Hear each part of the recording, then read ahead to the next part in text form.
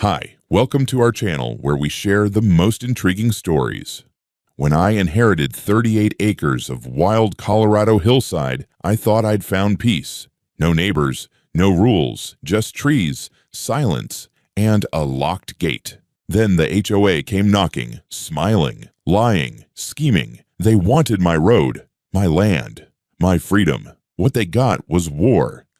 I inherited the land from Uncle Carl when I was 35. 38 acres of unforgiving Colorado hillside, choked with pine and rattlesnakes, no utilities, no access besides a half-buried gravel path, barely wide enough for a mule. When the papers came through and I saw the old man's scrawl under last will and testament, I didn't know whether to feel honored or set up. Probably both. Took me almost 5 years to tame it. Cleared the road, stabilized the incline with railroad ties and a truckload of gravel. Hauled in cabling by hand, one spool at a time, just to get basic power. I restored the cabin, more like a shack when I started, into a livable structure. Nothing fancy. Just me, the trees, and a solid goddamn gate at the bottom of the road with a lockbox, camera, and steel posts sunk 4 feet into the rock. Nobody got in without me knowing, and that was the whole damn point.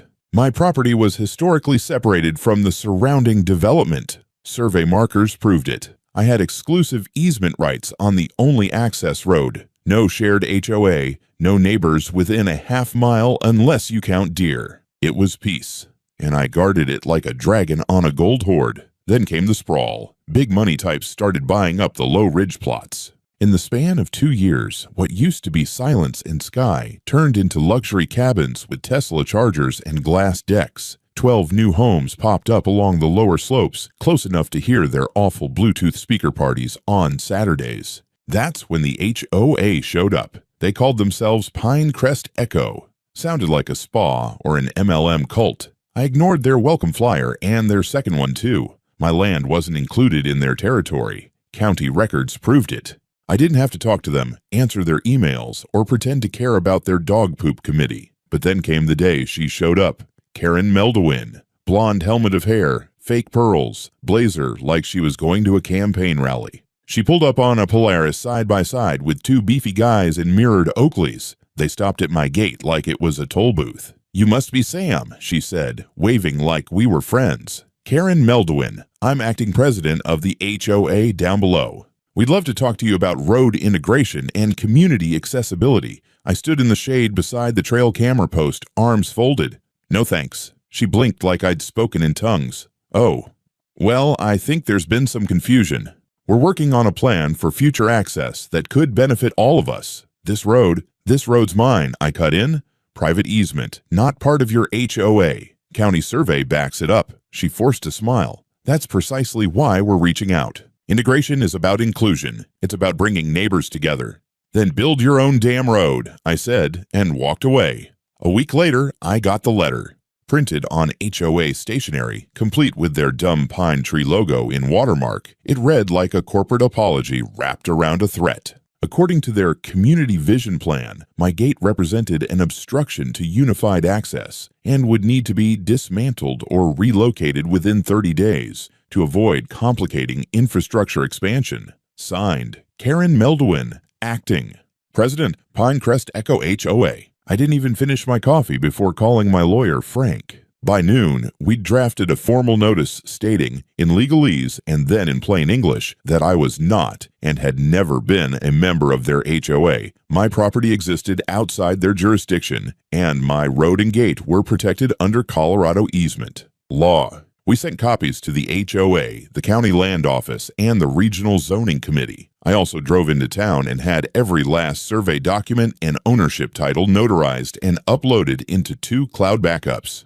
When you've spent 5 years building something with your hands, you don't let anyone take it without a damn fight. The funny thing about people like Karen, they don't like hearing no, and they sure as hell don't stop at the first letter. 3 days after sending the cease and desist letter, I got another envelope from the HOA.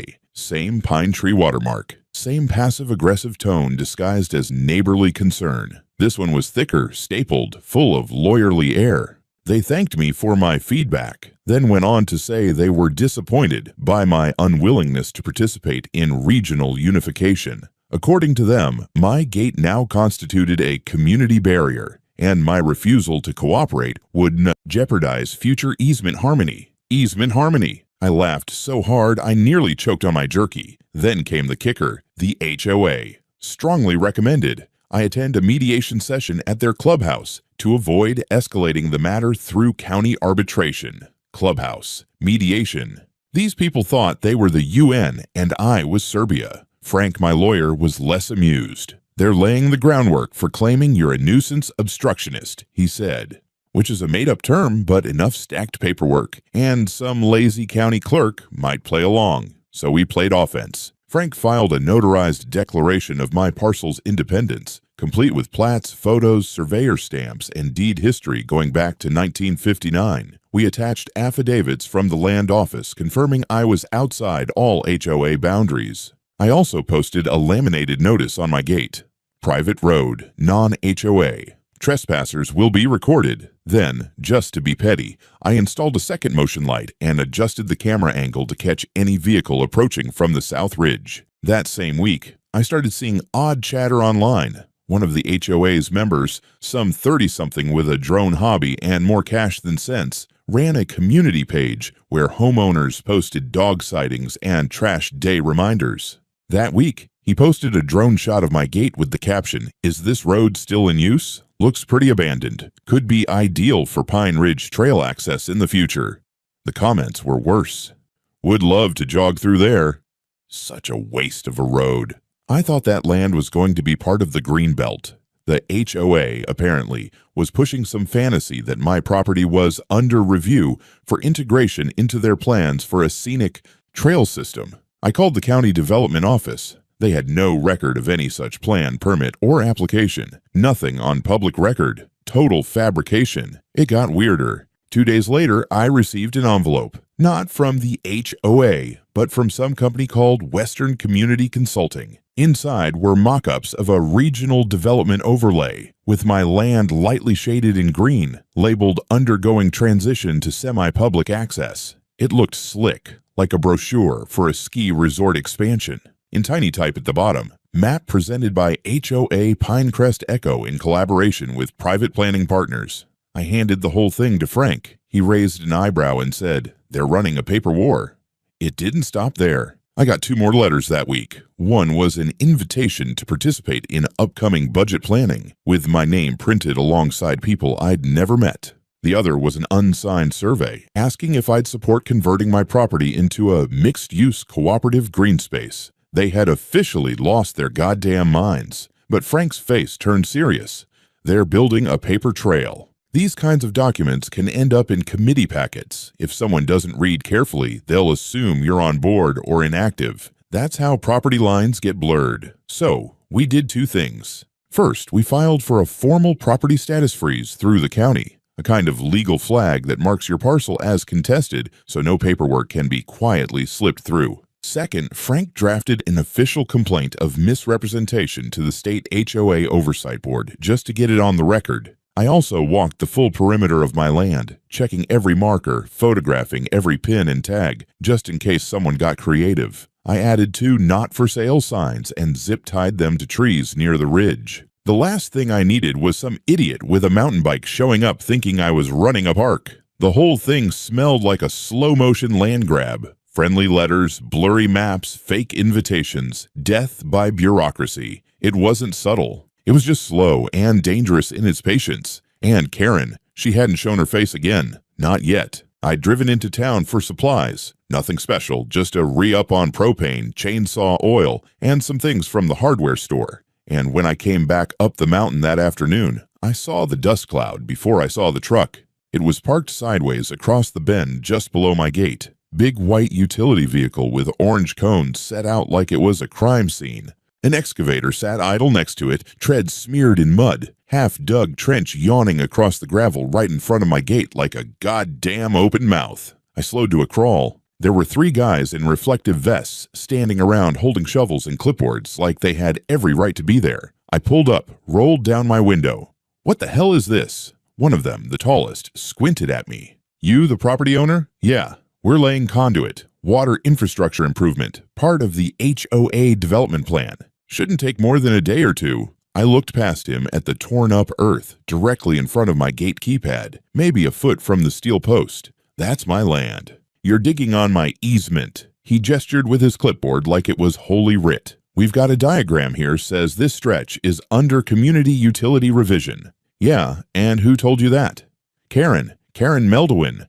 She said she's got authorization for improvements along the shared ridge path. I put the truck in park and stepped out. There is no shared path. This is a private easement registered in the county land office. You're trespassing. The guy held up a hand like he was calming a horse. Look, we're just doing the job. We were told. I don't give a damn what she told you, I said, stepping right up to the edge of the trench. You're going to pack up your gear, move that machine, and fill this in before I call the sheriff. He hesitated. That's when I took out my phone and started recording.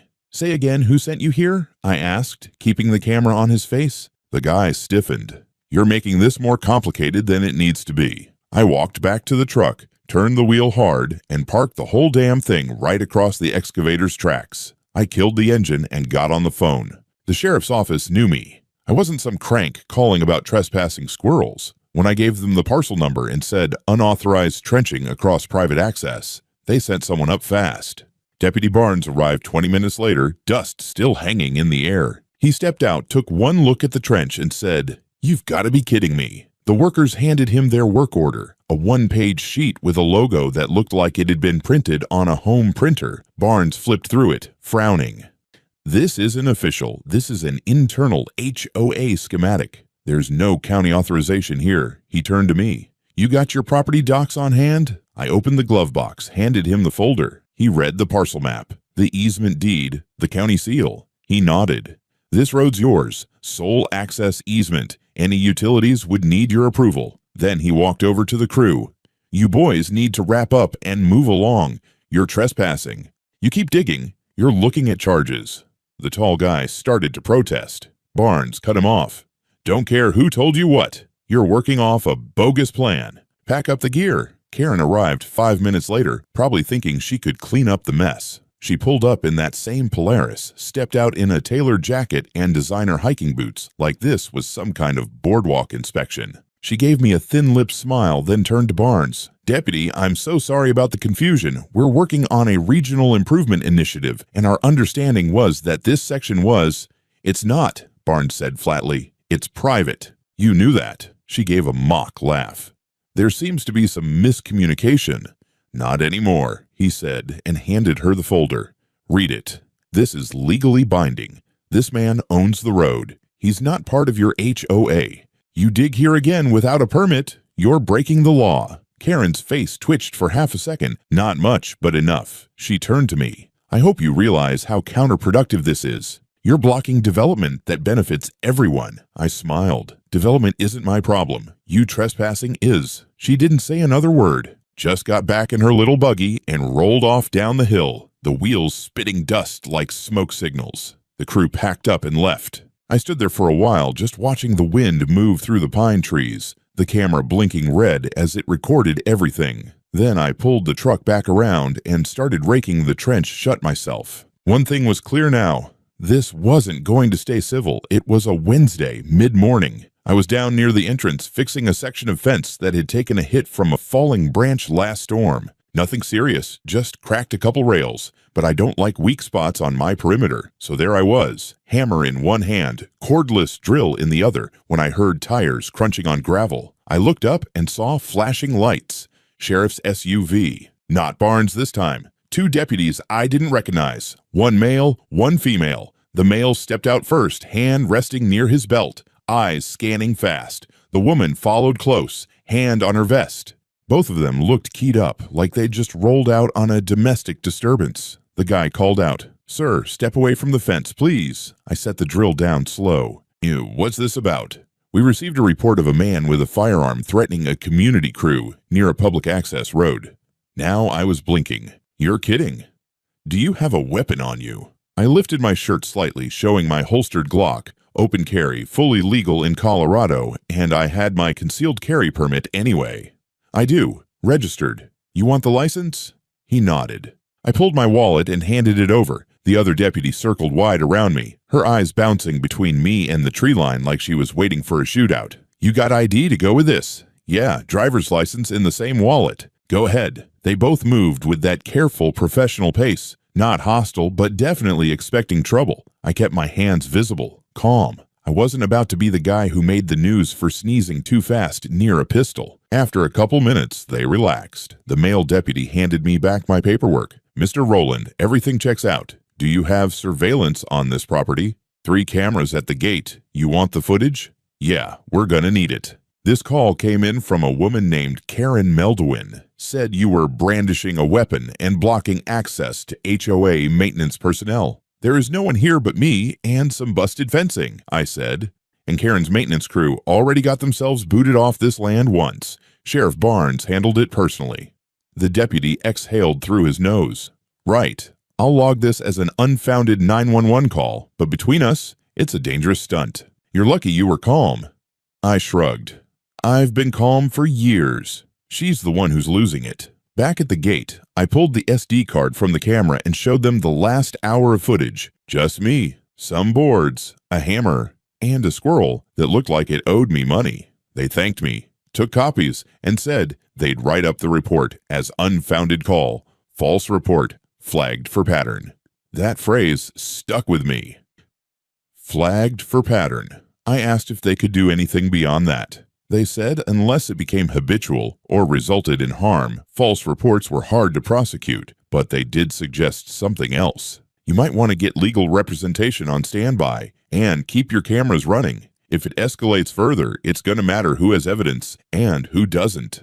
It felt surreal. A week ago, I was patching holes in a water line. Now I was being treated like an armed lunatic on my own land. All because someone didn't like being told no. Before they left, the woman deputy said quietly, I read the Barnes report. You're in the clear, but I'd set up an auto-notify for your lawyer, just in case. That afternoon, I drove into town and had Frank set up a legal alert protocol. Any 911 incident flagged to my parcel would ping him directly. I also ordered a second backup camera system and an app that sent motion alerts directly to my phone with time-stamped uploads to the cloud. Karen wasn't just playing dirty. She was escalating. It started with a sound. Not loud, but sharp. Like metal on metal. I'd been drifting off on the couch in the cabin, wood stove crackling, dog asleep by the hearth. Then I heard it again. A faint clink, followed by a low whir. The kind of mechanical hum you don't usually hear unless something's moving where it shouldn't. I grabbed my flashlight and checked the time. Just past midnight. Pulled on my boots, clipped on the sidearm. Not paranoia, just habit at this point. The motion alert hit my phone before I even stepped out the door. Gate sensor, activity detected, 12:07 a.m. By the time I got down to the bottom of the road, they were already gone. But the signs were there. The panel casing on the gate was hanging slightly open, one of the bolts half loosened, the housing scratched near the edge. Somebody had tried to pop it open. Poorly. Amateurs. But it wasn't the kind of thing that happened by accident. I checked the surrounding dirt with my flashlight. Fresh boot prints. Deep 2 sets. One wider stride, one smaller. They'd come in from the tree line to the right, the direction of the HOA trail loop. I didn't touch anything. Just pulled the SD card and hiked back up, made coffee, and sat down at my desk to review the footage. What I saw made my blood go cold, then hot. 2 people, both wearing dark clothing. One male, mid-40s maybe, broad-shouldered, in a security-style windbreaker. The other was Karen Meldwin. I froze the frame and stared at it for a long time. She wasn't even disguised, just wearing a hoodie over a white blouse, hair pinned up. She had gloves on, but the guy, her muscle, wasn't even wearing a mask. He pried at the panel while she crouched next to him, holding a flashlight, clearly trying to access the wiring. They spent about 4 minutes at it before the motion light clicked on. That's when they both bolted. I saved the footage in 3 formats, uploaded it to 2 drives, and emailed a copy to Frank before sunrise. He called me at 6:30 sharp. Tell me this is AI generated and you're pranking me. It's real. He didn't even swear. Just exhaled, long and flat. That's attempted sabotage of a private security system, maybe attempted burglary, and it's conspiracy because she brought someone with her. What do? We file. This isn't civil anymore. It's criminal. By 10 that morning, we'd submitted an official complaint to the county sheriff's office, backed with the footage, location data, time-stamped logs, and a printed transcript of the video showing clear facial identification. We sent a parallel packet to the district attorney's office requesting charges for attempted unlawful entry, vandalism, and conspiracy to interfere with private infrastructure. The sheriff's office flagged it as priority review. That night, I added a third camera, hidden under the panel itself, angled up. If they came back for round 2, I'd have them from below. I didn't sleep much. It was no longer a slow creep. They were trying to breach my property with tools under cover of darkness, and with their goddamn president leading the charge. You don't do something that bold unless you think you're untouchable. But Karen had just stepped over a very clear line. And the thing about crossing lines out here is, once you do, you better be ready for the drop. The letter came certified. That was my first clue something was off. Official county envelope. Heavy paper, stamped, looked legit until I opened it and read the first paragraph. Dear property stakeholder, please review the attached documentation regarding recent zoning adjustments affecting parcel 18B, previously identified as part of the Pinecrest Echo community footprint. I read that 3 times. Parcel 18B was me. There were attachments, a fresh-looking map digitally rendered with bold green lines, and my parcel right there in the middle of it, shaded in pale blue and marked inactive use, pending reassignment. The HOA's territory surrounded it like a boa constrictor. It even had a dotted arrow from the gate, labeled Future Pedestrian Access Corridor. I flipped to the second page and felt my jaw clench. There was a signature from someone calling themselves Glenn Carter Survey Engineer, Pinecrest Echo Planning Division. The problem? There is no planning division. And I'd never heard of Glenn Carter. I called Frank. You sitting down? I asked. Number should I be? I just got a zoning notice claiming I'm part of the HOA territory and listed as pending reassignment. Also, apparently there's a fake engineer named Glenn Carter drawing fake maps now. I heard typing on the other end. Then silence. Christ, Frank muttered. They're going for paper legitimacy. If that gets into the zoning archives uncontested, they can use it to claim you were absorbed by default. It's dirty, but clever. They forged a boundary map, Frank. With a fake department, they invented a person. Yeah, he said slowly. That's a felony. By the end of the day, we'd filed a formal challenge of zoning representation with the county. That froze any active filings on my parcel and triggered a review by the Office of Land Use Integrity. Frank also filed a separate criminal complaint alleging forgery, misrepresentation of legal boundaries, and attempted fraudulent inclusion of private property into a public registry. We included the video from the gate break-in as context. The land office called me directly the next day. A guy named Roy, Midwestern accent dry as drywall, said, "Mr. Rowland, we've reviewed your previous filings. You're not in any HOA territory. Never were. I don't know how this got into our system. Someone submitted a false map." Roy sighed.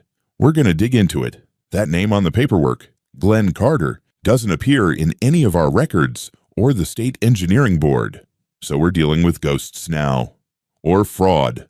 Later that week, Frank got a notice that the HOA, or more specifically Karen, had hired outside counsel to clarify administrative misunderstandings. Translation, they knew we caught them, and they were scrambling to spin it as a clerical error. We weren't buying it. We went ahead and filed a motion for preliminary injunction, asking the court to bar the HOA from making any claims, filings, or representations related to my property until the investigation was complete. At the same time, Frank subpoenaed internal HOA communications related to land use planning, seeking any mention of my name, parcel number, or the term inactive parcel. If we could prove intent, this wouldn't just be fraud, it would be conspiracy to seize private land through bureaucratic manipulation. The court accepted the case for review, not a win, yet, but it locked Karen out of doing anything new with my land until the hearing. She must have felt the walls tightening because a few days later, I got a text from an unknown number. "We should talk. You're being unreasonable. There's a way to make this work for both of us." K. I stared at it for a long time. Then I did the only rational thing. I took a screenshot and forwarded it to Frank. I was done playing defense. By now, I had documents, footage, sworn statements, and a mounting legal case. But something Frank said stuck with me. These people operate in silence until they get what they want. Then they publish it as fact.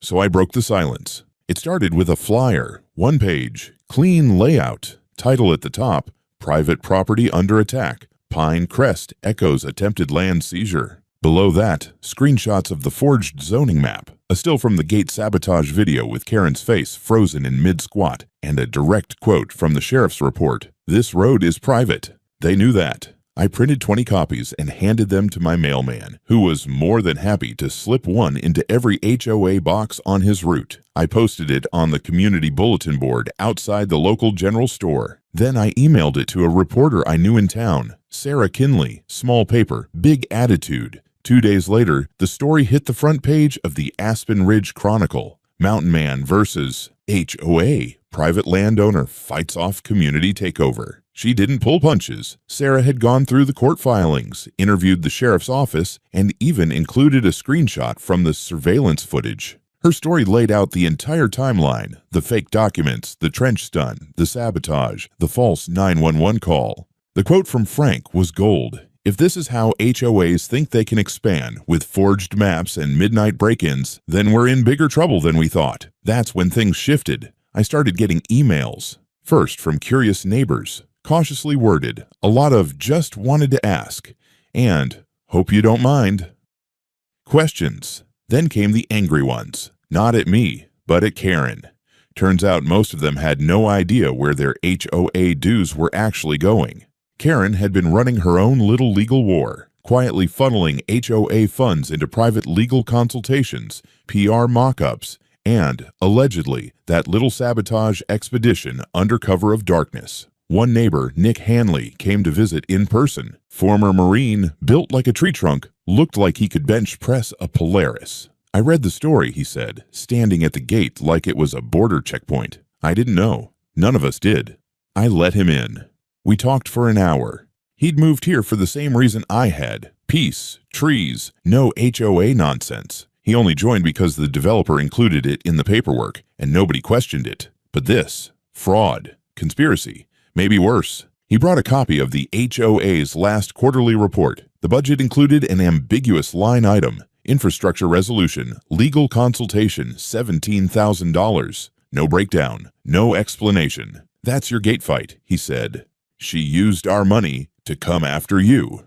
Nick wasn't the only one pissed off. Over the next few days, I heard from at least 6 more neighbors, some asking for advice, some straight up apologizing. One woman, Lisa, showed me emails from Karen where she'd referred to me as a hostile squatter on misclassified land. That phrase would become a punchline at the next HOA meeting. Sarah followed up her article with a second piece. Community cracks, HOA members question leadership after land dispute. Karen finally broke her silence with a PR statement. Classic non-apology stuff. Pine Crest Echo deeply regrets any confusion regarding land classification and remains committed to cooperative dialogue. Cooperative dialogue, my ass. Then, the twist. An anonymous HOA member leaked part of a private group email thread to Sarah. In it, Karen wrote the following. "If we control the access road, the rest will fall into place. Roland is the only variable left." They printed it, verbatim, with her name. After that, it wasn't just neighbors contacting me. It was HOA board members. The vice president, a meek guy named Curtis who'd apparently been steamrolled by Karen for months, called Frank to ask for a meeting. By the end of the week, the board scheduled an emergency session. Karen hadn't been ousted yet, but for the first time, the walls were closing in on her, not me. And this time, I had the high ground. The courthouse in Aspen Ridge wasn't much. A 2-story government box with faded carpets and flickering fluorescent lights that made everyone look a little guilty. Still, when I walked in that morning with Frank at my side and a binder full of exhibits under my arm, I felt like I was carrying a damn warhead. Karen was already there, seated at the defense table, stone-faced in a gray suit 2 sizes too tight. Her lawyer looked like he belonged on a real estate billboard. Too tan, too polished, and too confident for someone defending document forgery and midnight sabotage. The judge was an older guy named Meredith. No-nonsense reputation. Wore glasses halfway down his nose and had the patience of a man who'd spent his career listening to people lie badly. Case 09-1442, he began. Roland v. Pine Crest Echo Homeowners Association et al. Allegations include forgery of public documents, attempted interference with private easement, and unlawful surveillance intrusion. Mr. Rowland, you are representing yourself? I nodded. With counsel, Your Honor. Very well. Let's proceed. Frank took the lead. He didn't shout, didn't grandstand, just laid out the facts one after the other like dominoes. He started with the fake zoning map, presented Exhibit A, complete with the signature from our mystery man, Glenn Carter. Judge Meredith asked if Mr. Carter was present. He is not, Frank said, nor does he exist.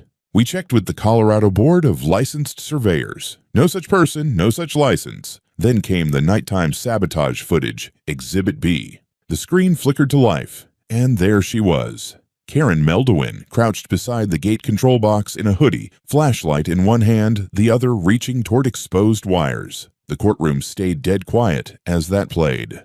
Then Frank presented the HOA financial report, showing unapproved legal expenditures for infrastructure resolution. When questioned, the HOA treasurer, who looked like he'd rather be anywhere else, admitted under oath that he'd never seen any vote authorizing those payments. When it was the defense's turn, Karen's lawyer tried everything, called the video ambiguous, the documents misfiled, the expenditures standard administrative discretion, but none of it stuck.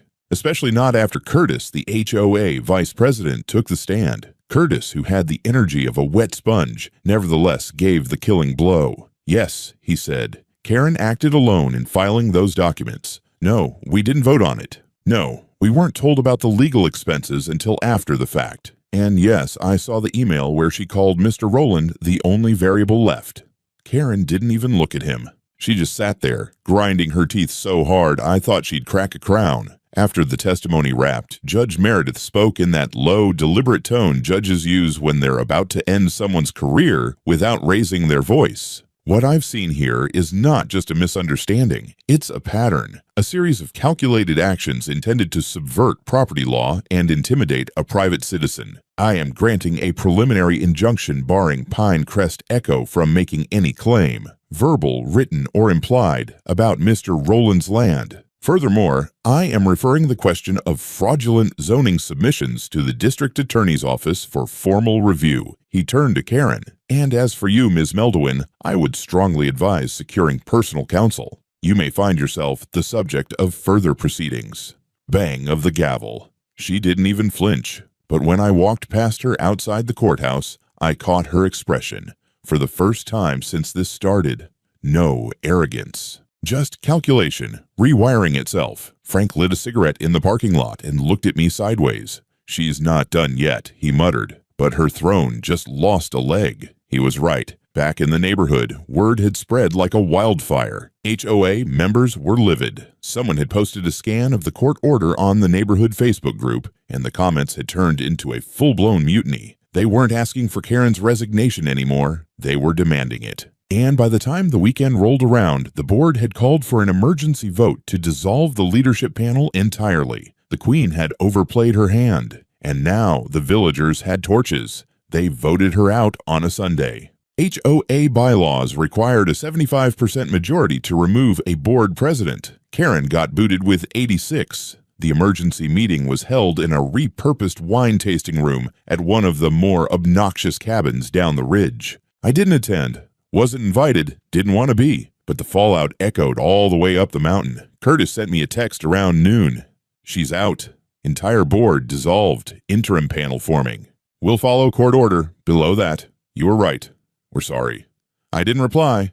Instead, I got to work. First thing I did was order 4 concrete-filled steel bollards to anchor at the base of my gate, wide enough to stop a truck, deep enough to hold against anything short of a tank. Then I rewired the gate's panel box with a tamper-triggered kill switch. One tug on the wrong wire, and the entire system shuts down and alerts me and Frank simultaneously.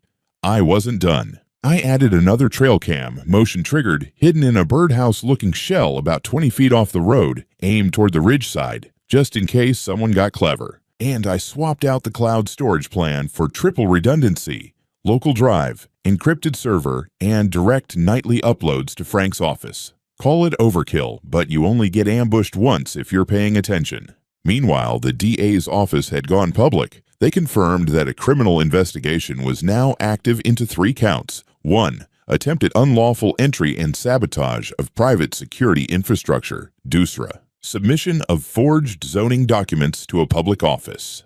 3rd. False emergency report leading to armed police response. Karen's name was included in the announcement. That was the moment the HOA crowd stopped whispering and started panicking.